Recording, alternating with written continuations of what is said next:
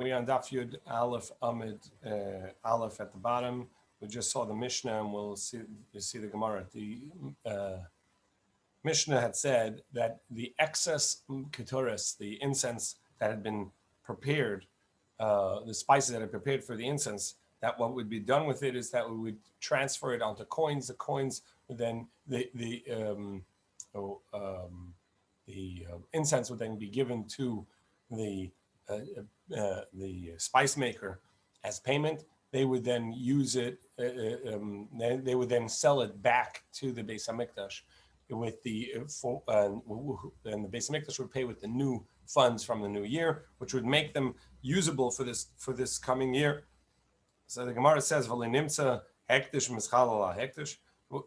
We don't find such a thing that you have hektish, something that's already sanctified, can be transferred onto something that's already sanctified. So how do you do this transfer? So the Gemara explains, so what do you do? Rabbi Shimon bar Risna, maybe mois umechala albin, takes coins from the Beis Hamikdash, from the donations, and transfer the coins onto a structure. So basically, the way they would do it is when they built something for the Beis Hamikdash, they would build it as non-sanctified because they didn't want to misuse the hektish. So they would build it as non-sanctified. Once it was sanctified, once it was done, so they would have these bricks or a wall or whatever that was built non-hektish, but was with the intent of it being for hektish. So they would then sanctify it. So what would happen in this case is they would take the coins and transfer the kedusha of the coins that had been donated onto this still non-holy wall or bricks or something structure that they built. Now we go to Yud Aleph Amid Beis 11b. And then they bring the incense and they would transfer it onto these coins. So this is the excess incense from last year are going to be brought onto these coins that are now non-sanctified because they transfer the sanctification from it onto the structures that they had just built. And so they bring the incense and transfer its kedusha onto the coins. So now you have incense that was made for the Beis Hamikdash that's been transferred out of its sanctity. And then they would use this incense, the excess incense of the previous year, and they would use it to pay the spice makers themselves. And then, as the Mishnah says, they would use the new funds from the new year to buy that off of the spice maker. And this way, the spice maker got their pay from the new year. The spice, which had been purchased from the funds of the new year, is now a part of this new year's budget and kedusha, and so it could be used from here on, even though it's excess from the previous year. Okay, so now what do you do with the money? So we said they had these funds that the coin that were transferred onto the its kedusha was transferred onto the structure, the building, and then the spices were transferred onto the coins. So what do you do with the coins? So Rabbi says, I say, it goes to the permanent, to the households of the professional workers who knew exactly how to make the ingredients and the setup for the spices and for the lechem hapanim, for the showbread. And so they would get these coins. Amar Shmuel Rabbi Yitzchak. So Shmuel Rabbi Yitzchak said that we said that these funds would go to these professionals who know how to make these spices and the showbread. It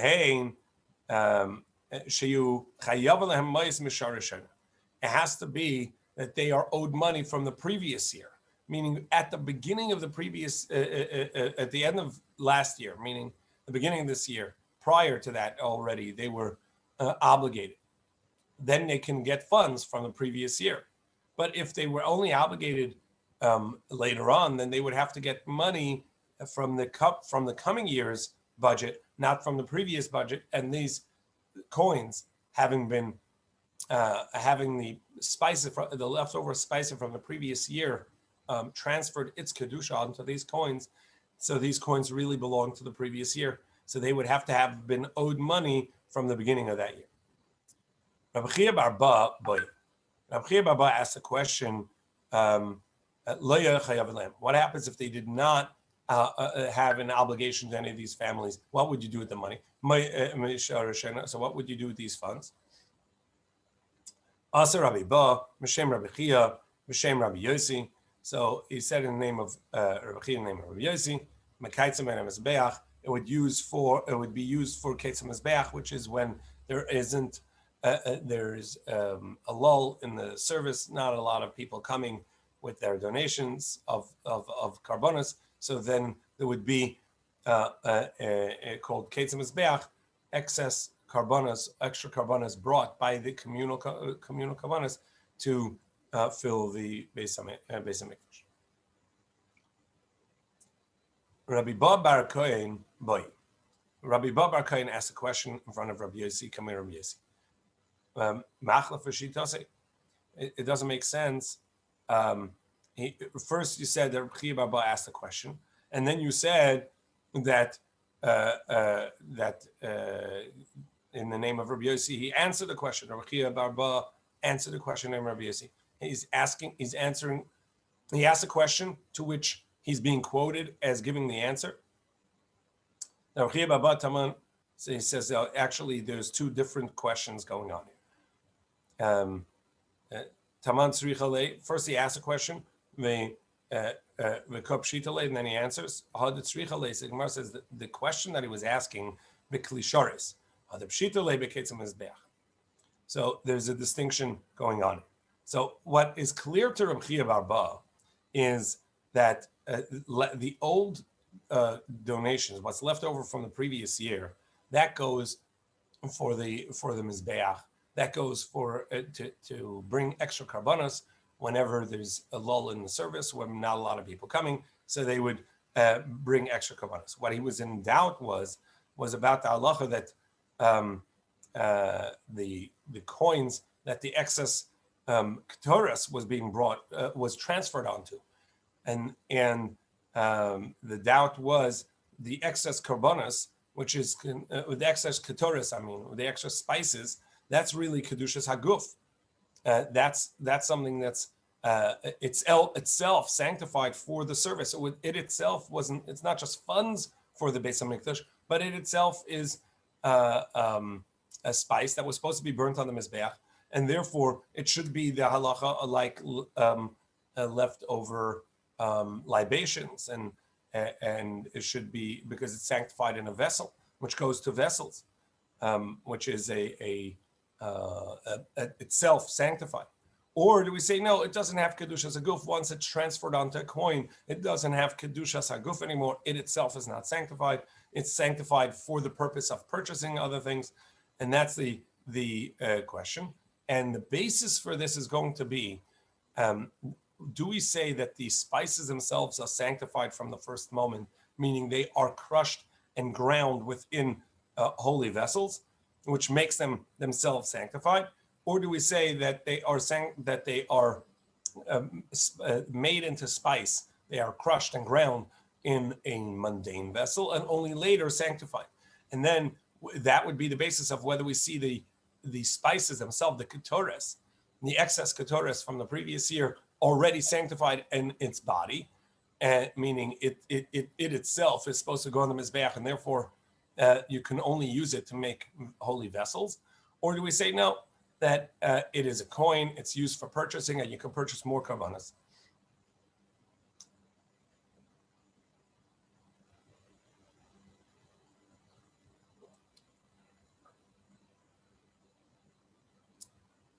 So the Gemara says, Yipalgun, the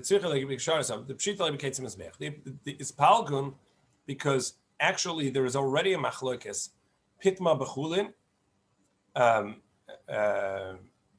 If you crushed and made the spices in a mundane vessel, not in a holy vessel. Rabbi Yossi said in the name of Rabbi Chanina, it's going to be invalid. It has to be made in a holy vessel, which would then sanctify it from the start as something that goes on the Mizbeach. However, Rabbi Shua Levi Kshera, Rabbi Shua Levi Amar that it's kosher. My time at Rabbi Yossi ben Rabbi Chanina. What's the basis for the reasoning of Rabbi Yossi Chanina that says that it has to be within a holy vessel?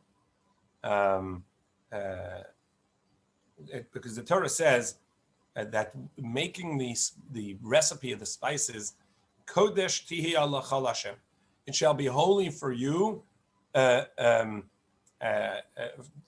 Hashem. So Kodeshi, it is holy. Shetehei haviyase bekodesh, that it's, but it doesn't say Kodesh. It's Kodesh tihiyeh, it shall be, meaning from when you make it, it shall be Kodesh. It shall. He learns the shall be means it is in its composition, in its makeup. It has to be Kodesh from when you make it. Haviyase bekodesh, creating it has to be in Kodesh. My time Rabbi Shua Levi, and why did Rabbi Shua Levi say that it's valid, even though it was made in a mundane vessel? He says no. The Kodesh just means that it has to come from the communal fund, from the coins that were donated in the shekel, but it doesn't have to be made in Kodesh, but made from the donated coins. On Rabbi Yossi ben Rabbi Bon, Asa de Rabbi Yossi ben Chanina k'Shmuel. So we have this opinion of Rabbi Yossi ben Chanina. Also, it comes with like the opinion of Shmuel that it has to be the ketores, the spices have to be made in a holy vessel to sanctify it from its start.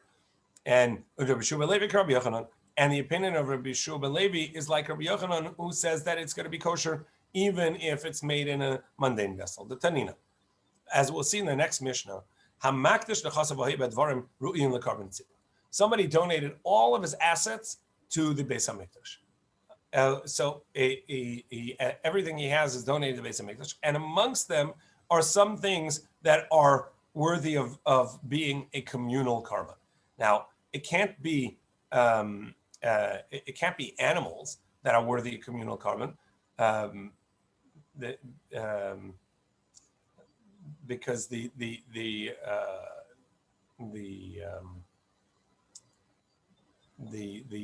animals would be a personal carbon. They would not necessarily be a communal carbon. So we're looking at something that can only be a communal carbon, and it can't be wines and oils and what would go to a mincha offering, because that's a separate discussion in the Mishnah. So over here, when the Mishnah says that it is worthy of being communal carbon, and the assumption is that it's exclusively a communal carbon, what is that talking about? So Rabbi Yochanan says what's going on is that it's ketores, it's incense. That means that the incense was in this person's assets, that they had within their own assets. They had made the incense for the Beis Hamikdash. Now, obviously, they don't have the holy vessels in their home, which would mean like Rabbi Shua Levi, that they were able to make a valid communal carbon, ketores, incense, in their own home, in their own vessels, indicating that Rabbi Yochanan and Rabbi Shua Levi, they are of the opinion that ketores can be made in a mundane vessel. These incense do not have to be made in a holy vessel already sanctified in the Beis Hamikdash. However, as we saw, Rabbi Yossi ben Chanina, he would say that the ketores has to be made in a holy vessel. So, however, Rabbi Yeshaya says, no, there's no proof. Perhaps the person here that we're talking about that donated something worthy of being sanctified for communal carbon is the people earlier that we said in the house of Garmu, in the house of Avtinas, who we paid these spices to, or the spice makers, who we paid them with spice. Now, we said we would buy them back from them with the funds of the new year. However, perhaps they made this donation of all their assets donated to Beis HaMikdash prior to the buyback, after they've been paid with these spices. So they have spices in their property, which were made in the Beis HaMikdash, but it's their asset because it was their payment that they were given, and they donated it back, and that's worthy of a communal korban because it was made in the holy vessels. Who would take spice keteris, and that's what's going on. So no proof that this is specifically Rabbi Yochanan follows the opinion of Rabbi Shua Levi, who says that the spices can be made in your own home vessels. Perhaps that's talking about someone who donated something that was made in a holy vessel. And where do we see Rabbi Yosef Bar Chanina is like Shmuel, the Amar Rav Huna b'Shem Shmuel. Rav Huna said in the name of Shmuel, that the grinder, the pestle and mortar that we used to grind the spices were like a holy vessel to sanctify. So we see that he holds that that it needs to be in a holy vessel, like Rabbi Yeshua, like Rabbi Yosef Bar Chanina.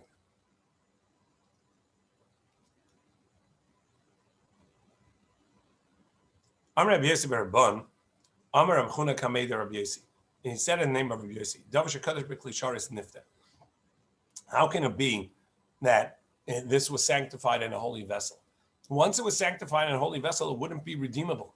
And in our whole process, we were talking about the spices are redeemed. It was transferred onto the coin.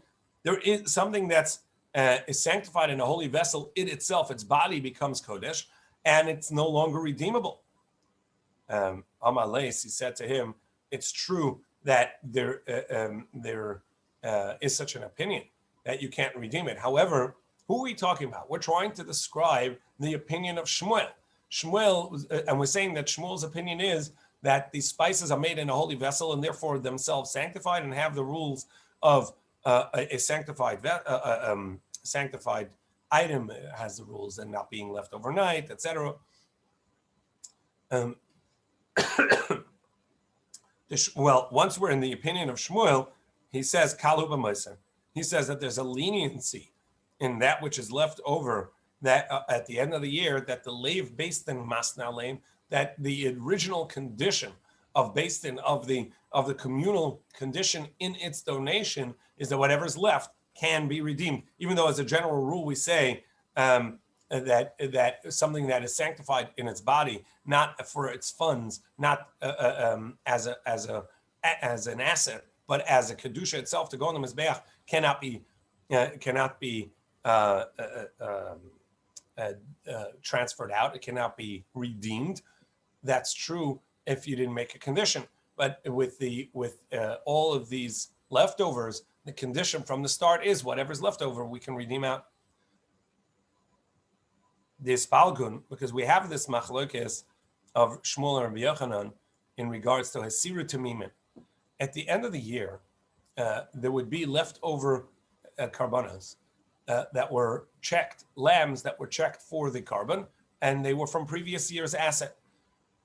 Basically, in the Beis HaMikdash, there was a lishkas hatlaim, a chamber where they would keep the lambs, and they would check them every single day for 4 days in advance of, they would have enough kosher checked animals to make sure there were no blemishes.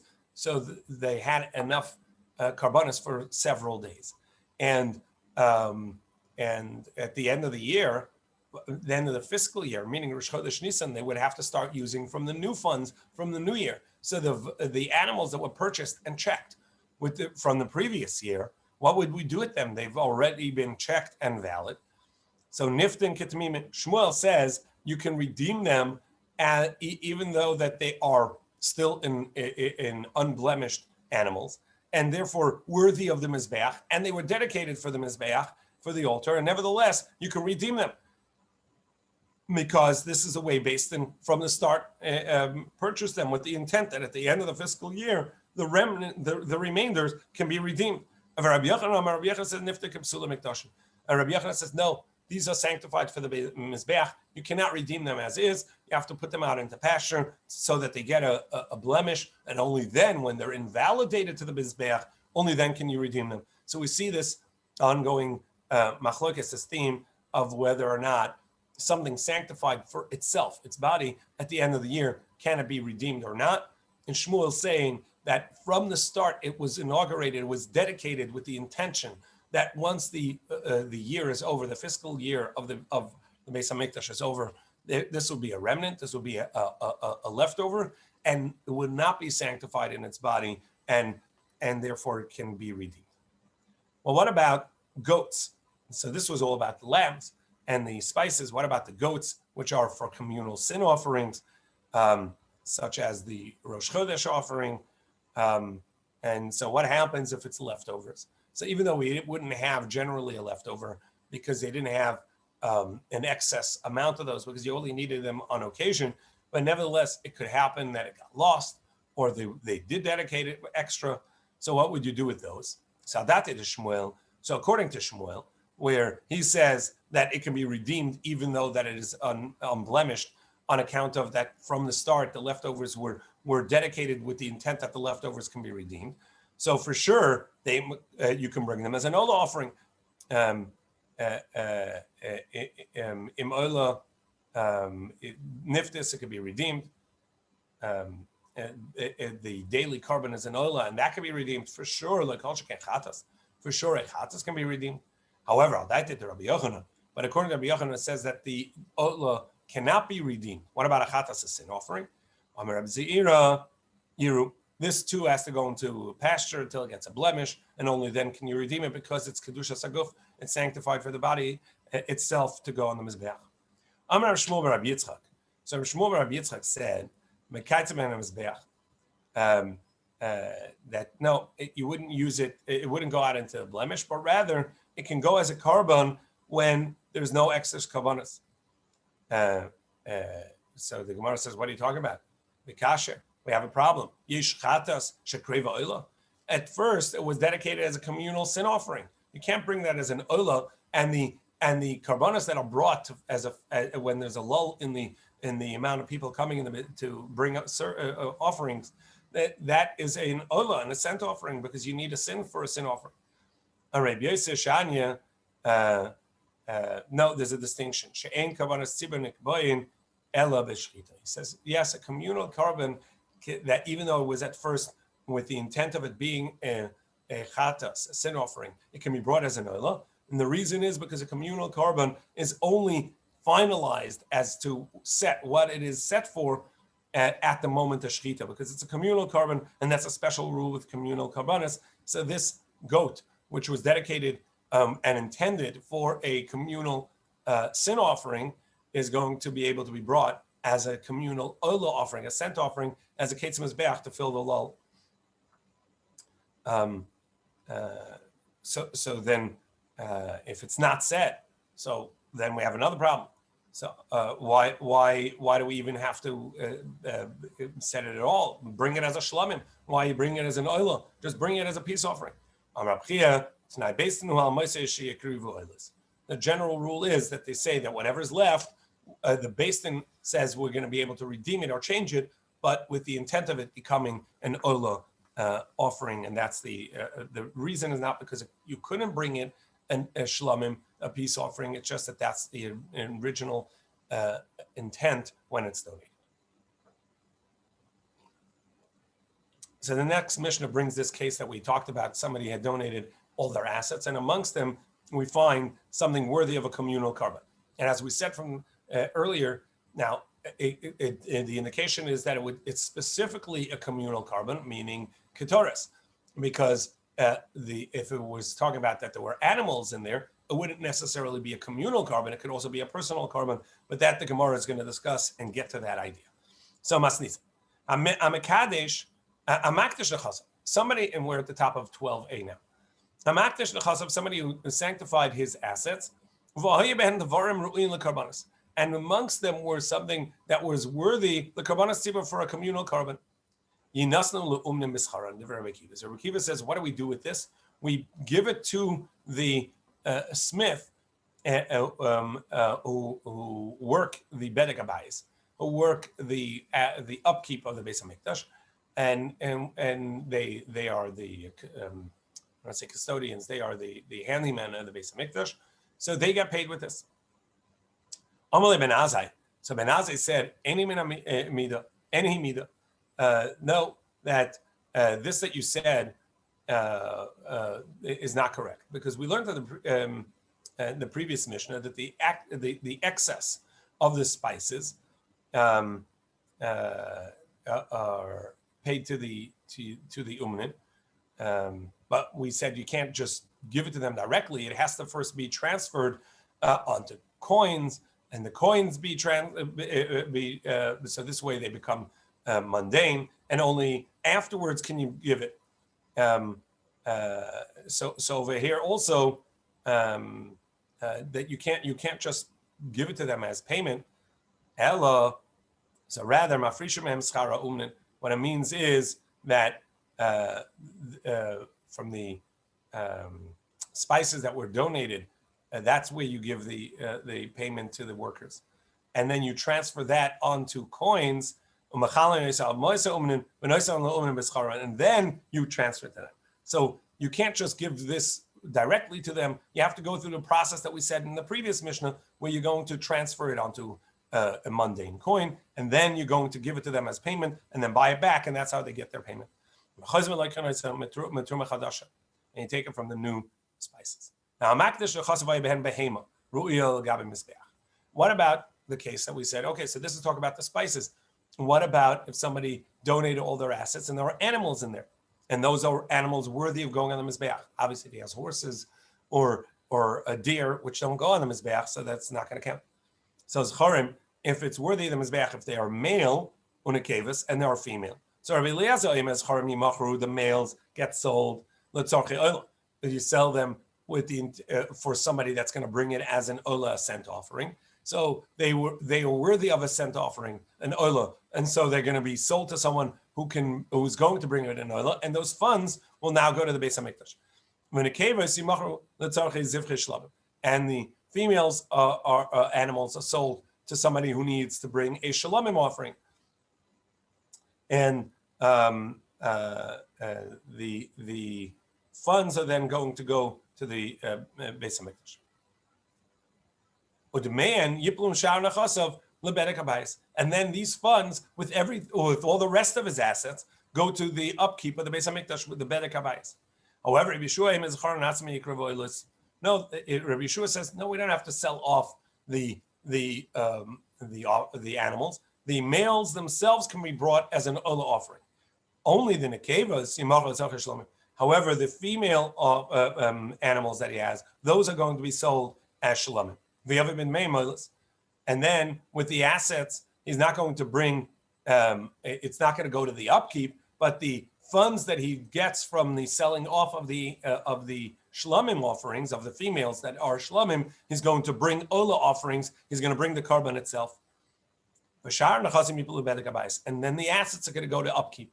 So Rabbi Yeshua argues about two things. One, he says that the males are themselves going to be brought as an ascent offering. And two, that the female animals are going to be sold off for shalomim. However, the funds are not going to, the funds that are going to be brought in from these sales are not going to go to the upkeep of the Beis Hamikdash, but rather the funds are going to purchase more ola offerings, ascent offerings, meaning they themselves go to the Mizbeach. So they're sanctified to the Mizbeach, not sanctified to the upkeep. Only the rest of the assets go to the upkeep. Amar Rabbi Akiva, Ran is Rabbi Eliezer, Rabbi Yeshua. Rabbi Akiva, a student of Rabbi Eliezer, Rabbi Yeshua, says, I see my teacher Rabbi Eliezer's interpretation here more than Rabbi Yeshua, because Rabbi Eliezer, he said it's all the same. All of the assets, the animals, are equally going to be sold, and then these funds are going to go to the bedek habayis. Whereas Rabbi Yeshua, he made this distinction that the male animals are going to be brought themselves as a carbon, the female animals are going to be sold off, and the assets are going to be brought, and the income is going to be used to purchase carbonos. So he made a distinction within the animals themselves, and so Rabbi Eliezer seems more plausible here. It looks a lot right to Rabbi Akiva. Amar Rabbi Papayas, Shomati is divrei shneim. So Rabbi Papayas says that I actually understand both of them, and I don't see them as contradictory. Hamakdish beferish, and it just depends. If he specifically said, I'm donating all my animals to the Beis HaMikdash, I'm donating all of my furniture to the Beis HaMikdash, and then Kedivrei Rabbi Eliezer, then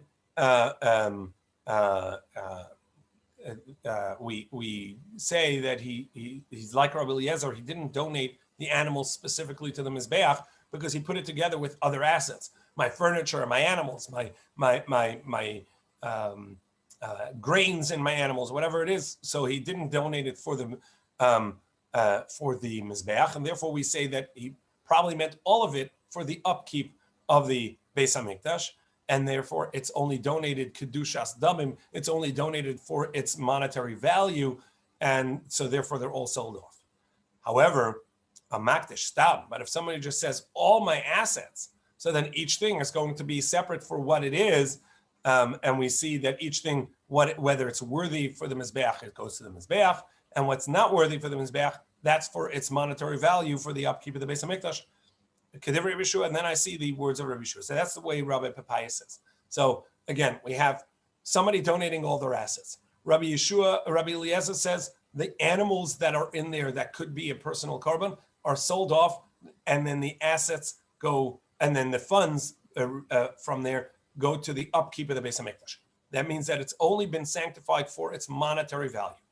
Rabbi Yeshua says no, they're sanctified for its for the Beis HaMikdash itself, and therefore for the Mizbeach itself, and therefore the males are brought as a carbon themselves. The females, they're sold off, and the asset, the funds that they collect on account of that sale are used to purchase more oila, ascent offerings that go directly on the Mizbeach, not for the upkeep of the Beis HaMikdash. Rabbi Akiva says, I understand Rabbi Eliezer because he says he doesn't make a distinction within the karbonos. Rabbi Papayas says, actually, they're talking about two different cases. I can see Rabbi Eliezer if he didn't say a general term, I donate everything. So since he said I'm donating my furniture and my animals, so that's for its monetary value because he didn't donate it to the Beis HaMikdash, to the Mizbeach, to the altar, but rather to the for its monetary value for the upkeep.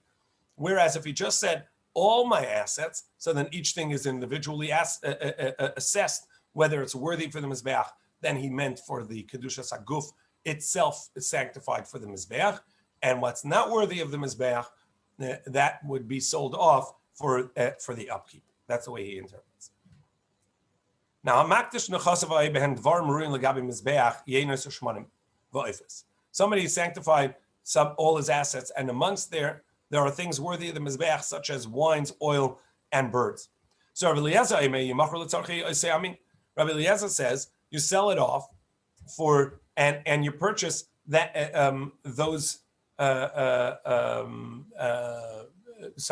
to someone who needs to purchase those things. That means, so there were wines. So you sell it to someone who needs to buy wine for libations for a carbon, or this oil. So for somebody that needs a mincha offering and he needs the oil in the poured in the mincha, or if there's flour, so it'll be sold off for somebody who needs flour for a meal offering. If there are birds, it's for somebody that needs birds for a bird offering. So you're selling it to someone who needs it for that carbon, that type of carbon. And what do you do with the money? And the funds go to purchase animals to go on the Mizbeach. All the other assets, go to the upkeep of the Beis HaMikdash, and it's not a Kedushas HaGuf, not a sanctification, something that's sanctified for the Mizbeach itself. So the Mishnah said, Hamakdish Nechasav, and there's amongst there Ru'i and Lekarba and Sibur, that there's that which is worthy of a communal carbon, which we said earlier is the Ketores, the incense. So Rabbi Yochanan Ketores, Rabbi Yochanan says must be spices. That's what's worthy of the mizbeach as a communal korban. And as we explained earlier, this is the leftover spices that had been given to the spice maker as payment, but it was originally sanctified for the mizbeach, and so it can go back as sanctified the mizbeach. Otherwise, what's it doing in this person's property? My time of the Ben Azai. So why does Ben Azai disagree? Because he says that hektish, that which is sanctified, can't just be transferred its kedusha to the smith just for the work. It has to go onto a coin, and then it can be transferred, used as payment to the smith.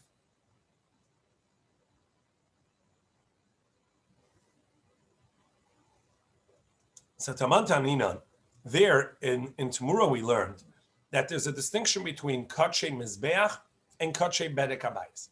Kadshe Mizbeach, that which is sanctified to the Mizbeach, to the altar, meaning it has a Kedusha itself in its body. Then there's Kedusha Bedek Habayis, that which is sanctified for its monetary value.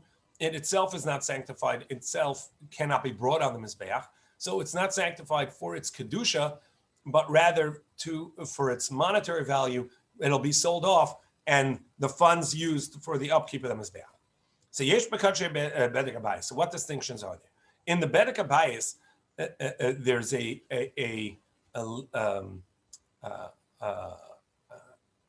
one feature, Shestam Hekdeshes, that if it was sanctified in general, without a specification what he's sanctifying for, even if it was an animal, but it was sanctified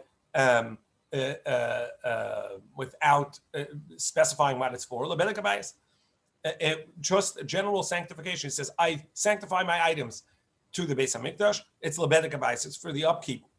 Hekdesh Bedek Habayis Chal Al Hakol. And it can take effect on anything. Wood, stone. It doesn't have to be something that can actually go onto the Mizbeach.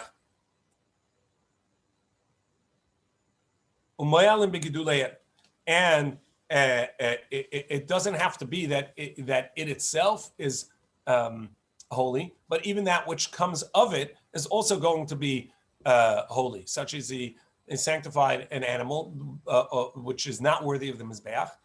What is born of it is also going to be sanctified. And there's no part of it that goes to the Kahanim, because all of it and all of its funds, all of the value goes to the upkeep of the Beis HaMikdash. Amar Rabbi Chananya said that this idea that anything that is sanctified, we assume it's sanctified for its monetary value and for the upkeep of the Beis HaMikdash, because it wasn't specified. That's like a Rabbi Eliezer of our Mishnah, because Rabbi Eliezer said even the animals amongst the assets that were donated here are going to be sold off, and the funds that are received on account of those sales are going to be used for the upkeep of the Beis HaMikdash. So you see that even though that this is an animal worthy of a korban, it's going to be used for the upkeep of the Beis HaMikdash for the Bedek Habayis. Taninan, as we learned in our Mishnah, there were animals amongst this donation of whether male or female. That Rabbi Eliezer says the males are sold off to somebody who needs to buy an ola, and the females are sold off to somebody who needs a shlamim, which are brought from a female animal. And the funds that are received on account of these sales are the man, and the rest goes off to the Bedek Habayis. So we see that according to Rabbi Eliezer, even though that these are animals, since it wasn't specified, it's going to go to the assets. The funds are going to go to the upkeep of the Beis HaMikdash. Now, even though that these, if they were donated individually, that they would be sanctified to the Beis Hamikdash, to the Mizbeach, if he had donated as a korban, then you couldn't redeem it that way. And Rabbi Yeshua in our Mishnah, who disagrees, he's going to say that actually the animals are sanctified for Kedushas Haguf for themselves as a Mizbeach, and therefore they cannot be, and that's the explanation of Rabbi Yeshua, that you can't use the funds for the upkeep of the Beis Hamikdash. No, these are Kachim Mizbeach. These are sanctified to be brought on the altar, on the Mizbeach, and therefore they have to be sold if either brought themselves or sold, and the funds are brought for a korban. Rabbi Yochanan, time of Rabbi Eliezer. So the basis for Rabbi Eliezer's opinion in the pasuk, because it says "V'ishki yakdash as beis HaKadosh Hashem." If somebody sanctifies his household, sanctified to Hashem. Now, what are we talking about? Im bebeis dira. If he's sanctifying his actual house, that's what it means. He sanctified his house. See, well, that's not that can't go on the mizbeach, right? That obviously is just for the funds. It already says about that. If somebody donates his house and then he redeems the value of the house, so the Torah already tells us what happens with that. So why would we need the Torah to say it again? Ella kianan kaimen. So what are we dealing with? When it says his household, it doesn't mean the structure, the house, but it means the contents. It's his assets, all right? And that would include even animals. And the animals are worthy of the Mizbeach, which tells us, that's what Rabbi Eliezer holds, that a general sanctification without specifying what it's going to goes for the upkeep of the Beis Hamikdash. Amar Rabbi Zeira. So Rabbi Zeira says, in the name of Rav Chona, in the name of Rav Chona b'Shem Rav, the Mapligin. What is the machlokes in our Mishnah? The Mapligin, the Makdash Nechasav. It's talking about where he sanctified all his assets, his land, etc., together with it. Ava b'Makdash Edrei. But if he had sanctified just his animals without any other assets, meaning all of that he sanctified can go on the Mizbeach, Kol Ama, everybody would agree, Shu the Mizbeach goes to the Mizbeach. In other words, the reason for Rabbi Eliezer saying that even though he sanctified something that's worthy of the Mizbeach, but nevertheless, it's not going to go onto the Mizbeach, it's going to be assumed that he meant for the funds to go to the upkeep of the Beis Hamikdash. That's on account of that he lumped together the animals with his furniture, and the furniture can't go on the Mizbeach, so for sure, his intent is all the same, that it would go for the upkeep. However, if he sanctified specifically the animals within his assets, he says, I sanctified all my animals to the Beis Hamikdash, he means for the Mizbeach. Rav Chona b'Shem Rav, Ma'apligim Memakdash Edrei. However, Rabbi Ba says, no, it's the other way around. That it's only if he sanctified his eder, his herd. But if he sanctified all his assets, even Rabbi Yeshua is going to agree in that case that it's the Bedek Habayis. So the Gemara now is quantifying or limiting the machlokas. We're not sure which way, the machlokas which way, but it's limiting. This that we said in our Mishnah, that Rabbi Eliezer assumes that an unspecified donation of animals, that the funds of that sale go to the upkeep of the Beis Hamikdash, even though it's worthy of the Mizbeach, since he didn't specifically say it should go to the Mizbeach, it's not a donation to the Mizbeach. Whereas Rabbi Yeshua says, no, since it's worthy of the Mizbeach, it goes to the Mizbeach. Is that specifically if he only donated herd of animals? Or is that specifically if he donated other items together with it? Tomorrow, Be'ez Hashem, Shabbos afternoon, 45 minutes before Mincha, we'll continue with this in the 10th, hopefully.